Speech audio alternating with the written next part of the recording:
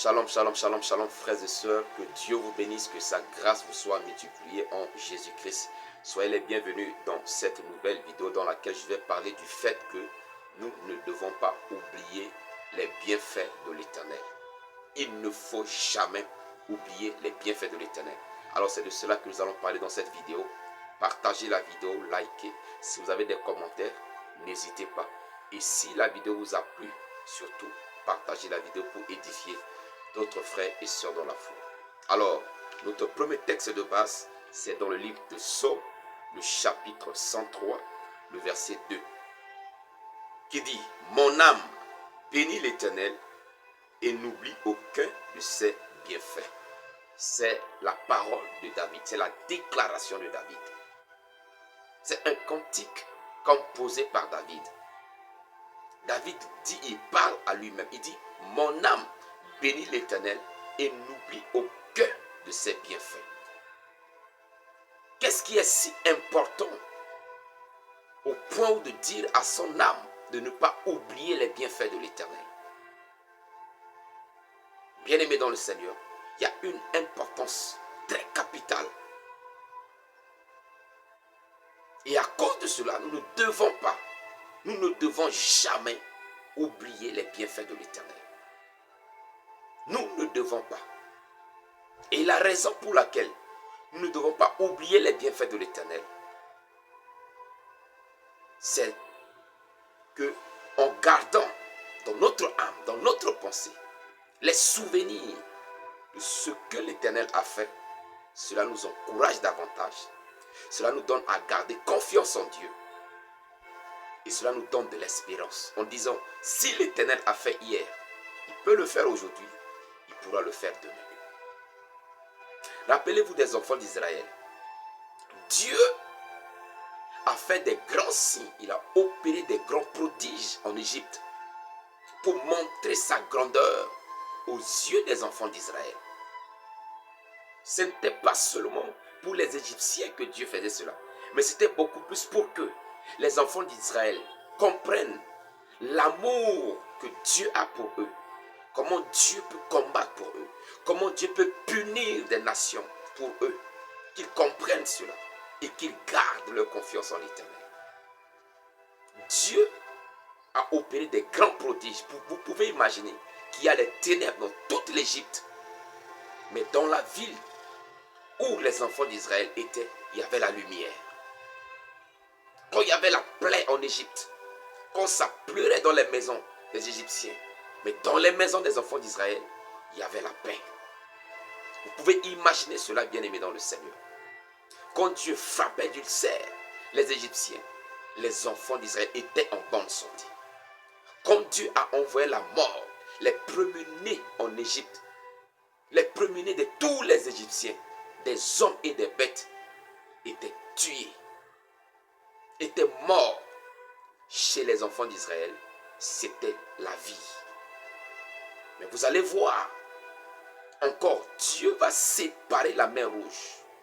Séparer la mer Rouge et faire traverser les enfants d'Israël à sec pour leur montrer que quelle que soit la situation devant vous, je serai avec vous pour frayer le chemin. Arrivé dans le désert, Moïse va envoyer les espions pour aller espionner la terre promise.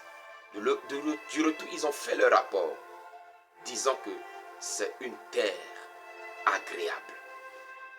Il y a de la pâturage, il y a des cours d'eau. C'est un pays, c'est une zone où il fait beau vivre. Mais, il y a des géants, il y a des fils d'Anak sur ce territoire. Quand les enfants d'Israël ont entendu parler des fils d'Anak, qui étaient ces géants qui étaient des grands combattants, des grands guerriers, quand les enfants d'Israël ont appris cela, ils ont oublié comment Dieu a frappé les Égyptiens. Ils ont oublié comment Dieu faisait tomber des tonnerres du ciel. Ils ont oublié cela. Ils ont oublié que Dieu pouvait envoyer le feu du ciel pour consumer ces géants. Ils ont oublié. Et comme ils ont oublié, la peur est née. La peur les les a envahis. Et ils ont fait du plus grave. Ils criaient à l'Éternel de les secourir, de les faire sortir d'Égypte. Et l'Éternel a dit à Moïse, j'ai entendu leur cri. Je suis descendu pour les faire sortir. Le pire, ils disent, ils vont retourner en Égypte.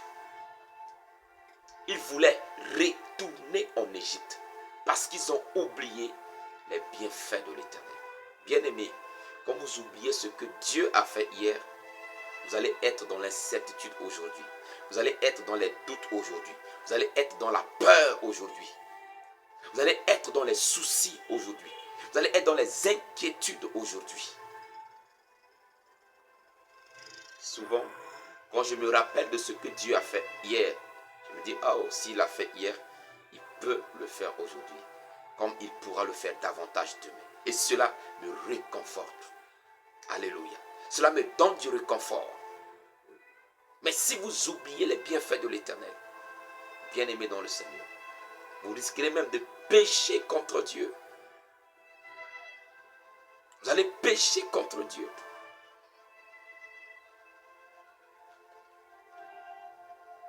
Qu'est-ce que la parole de Dieu nous dit dans 1 Samuel, le chapitre 17, le verset 37. 1 Samuel, chapitre 17, le verset 37, c'est David qui parle. David dit encore, l'Éternel qui m'a délivré de la griffe du lion et de la patte de l'ours me délivrera aussi de la main de ce Philistin. Et Saül dit à David, va et que l'Éternel soit avec toi. Voici un homme qui n'a pas oublié les bienfaits de l'Éternel. C'est cet homme qui a déclaré, mon âme bénit l'Éternel et n'oublie aucun de ses bienfaits. Quand il était dans la brousse, derrière les troupeaux de son père, il y avait des ours qui venaient, qui arrachaient les brebis pour partir avec. Mais il courait derrière les ours. Il parvenait à arracher la brebis de la main de l'ours. Quand les lions venaient, c'était pareil. Et il savait que ce n'était pas par sa propre force, que ce n'était pas par sa propre capacité, mais c'était avec l'aide de l'Éternel. Bien-aimés, quand vous oubliez que tout ce que vous avez, c'est par la grâce de Dieu, cela va vous rendre orgueilleux. Cela va vous rendre arrogant. Vous allez penser être au-dessus de tout. Et vous allez commencer à mal vous comporter. David, il reconnaît ici que ce n'était pas par sa force. Non. Mais c'était la force de l'Éternel qui agissait en lui. Paul pouvait le dire, je puis tout par celui qui me fortifie. Bien-aimé dans le Seigneur, ce n'est pas notre intelligence, ce n'est pas nos moyens, mais c'est la grâce de Dieu. Tout est grâce. Quelqu'un a dit ça, quelqu'un dit, tout est grâce. Tout est grâce. Parfois, j'entends les gens dire que non, c'est parce que je travaille dur. Bien-aimé dans le Seigneur, il y a des gens qui travaillent dur, mais non pas ce qu'on a, non pas ce que vous avez. Il y a des gens qui ont travaillé plus dur que vous. Tout est grâce. Donc, David disait à Saül, parce que les enfants d'Israël fuyaient devant Goliath. À la vue de Goliath, tous reculaient, y compris même Saül. Personne n'osait affronter Goliath. Et il blasphémait contre le nom de l'Éternel. Et quand David a écouté ça, David dit, mais comment un incirconcis, c'est-à-dire quelqu'un qui n'est pas dans l'alliance de l'Éternel, se permet d'insulter le nom de l'Éternel? David a dit non, tout sauf ça. Il dit, va l'affronter. Saül a dit que non, ce dernier c'est un grand guerrier, toi tu n'as jamais fait la guerre, tu ne peux pas l'affronter. Saül a dit non. Quand les ours, les lions venaient prendre les brebis, je courais derrière eux, j'arrachais les brebis dans leurs mains. L'Éternel qui me protégeait de leurs mains, l'Éternel qui me délivrait de la main de l'ours et du lion, ce l'Éternel-là, il est vivant. Il va me délivrer de la main de cet incirconcis et je vais donner son cadavre aux oiseaux du ciel. Alléluia. Bien-aimé, voilà quelqu'un qui n'a pas oublié l'Éternel, qui n'a pas oublié les bienfaits, les hauts faits de l'Éternel. Voilà le langage de quelqu'un qui n'oublie pas. Parce que quand on oublie, on va tenir des langages négatifs. On est négatif, on est désolant, on est découragé. On est peureux, on est douteux. Mais David, il dit, l'Éternel qui l'a fait, il peut le faire davantage. Et quand il a dit ça, Saül a écouté. Saül a dit, va que l'Éternel soit avec toi. Et quand il est parti, avec une seule pierre, il a fait tomber Goliath. Ce n'est pas parce que c'est un grand viseur. Ce n'est pas parce que la pierre est trop lourde. Mais c'est parce que la pierre a été conduite par la main de l'Éternel. Alléluia. Jésus-Christ est la pierre. Oh là là. Jésus-Christ. Jésus-Christ. Jésus-Christ, c'est lui la pierre précieuse. La pierre angulaire. Quand David a lancé cette pierre, orientée par l'Éternel, cela a pris le front du Goliath. Cela a fait tomber Goliath. Les Philistins ont pris la fuite. Même celui qui tenait son bouclier, il a pris la fuite. Il a déposé le bouclier, il a pris la fuite. David approcha. Il a pris l'épée de Goliath, son propre épée. Il a coupé la tête de Goliath. Pourquoi? Parce qu'il n'a pas oublié. Parce qu'il n'a pas oublié les bienfaits de l'Éternel. Et parce qu'il est reconnaissant qu'il put tout par celui qui le fortifie. En savoir l'Éternel. J'aime cette parole de David, de l'apôtre Paul. Je puis tout par celui qui me fortifie. Bien-aimés dans le Seigneur, il faut toujours donner gloire à l'Éternel. Si vous oubliez les bienfaits de l'Éternel, vous allez donner gloire à un idole. Vous allez donner gloire à une personne. Apprenez toujours à donner gloire à l'Éternel, car c'est lui qui fait toutes choses, bonnes et mauvaises. C'est lui qui permet toutes choses.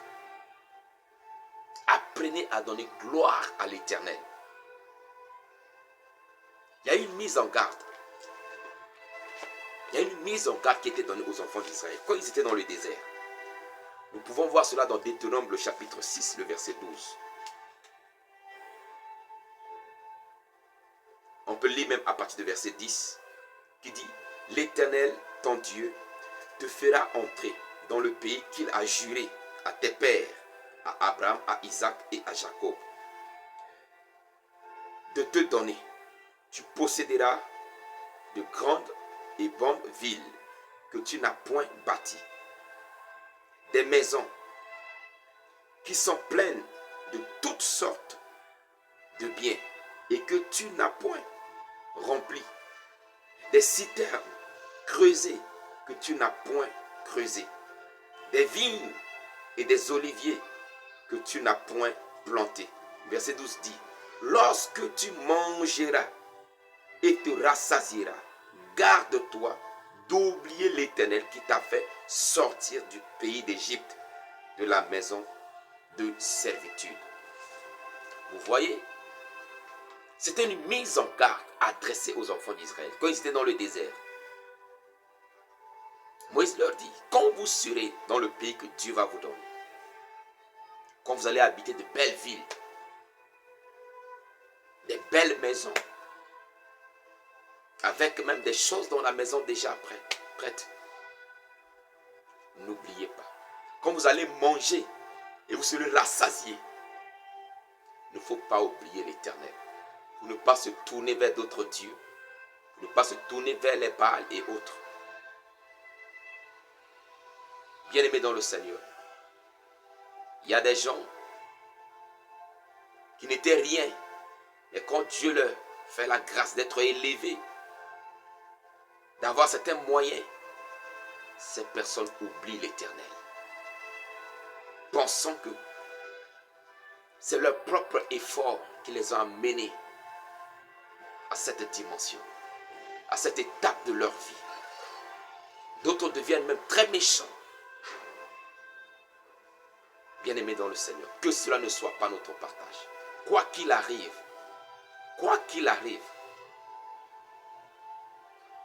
restons humbles. N'oublions pas notre Créateur. Dans Ecclésiaste, le chapitre 12, la parole de Dieu dit, jeunes gens, fais tout ce que tu veux, profite de la vie. Mais sache que ton Créateur t'appellera au jugement. Faisons attention, bien-aimés dans le Seigneur. N'oublions pas l'Éternel qui nous a créés à son image. N'oubliez pas le sacrifice que le Seigneur Jésus-Christ a accompli à la croix pour nous donner le salut, pour le pardon de nos péchés et pour nous accorder une place dans le royaume céleste. Bien-aimés dans le Seigneur, restons humbles. Restons humbles. Je parle à quelqu'un qui traverse des moments difficiles en ce moment. Souviens-toi de ce que l'Éternel a fait hier. Il peut le faire aujourd'hui. La parole de Dieu dit dans le livre d'Hébreux, Jésus-Christ est le même hier, aujourd'hui et éternellement. S'il a ouvert les yeux de Bartimée, il peut le faire pour vous. S'il a guéri la femme qui avait la perte de sang, il peut le faire pour vous. S'il a multiplié le pain pour rassasier des personnes affamées, il peut le faire pour vous. Il peut le faire pour vous. S'il a guéri les malades, il peut le faire pour vous. S'il a pardonné les pécheurs, il peut le faire pour vous. Ayez foi en Jésus-Christ. Gardez foi en Jésus-Christ, car il est le même hier, aujourd'hui et éternellement. Aujourd'hui, en son nom, les malades sont guéris. Aujourd'hui, en son nom, les aveugles voient. Aujourd'hui, en son nom, les paralytiques marchent. Aujourd'hui, en son nom, les portes fermées s'ouvrent. Aujourd'hui, en son nom, les montagnes élevées s'aplanissent. Gardez la foi en Jésus-Christ. N'oubliez pas notre Créateur. N'oubliez pas le sacrifice accompli à la croix.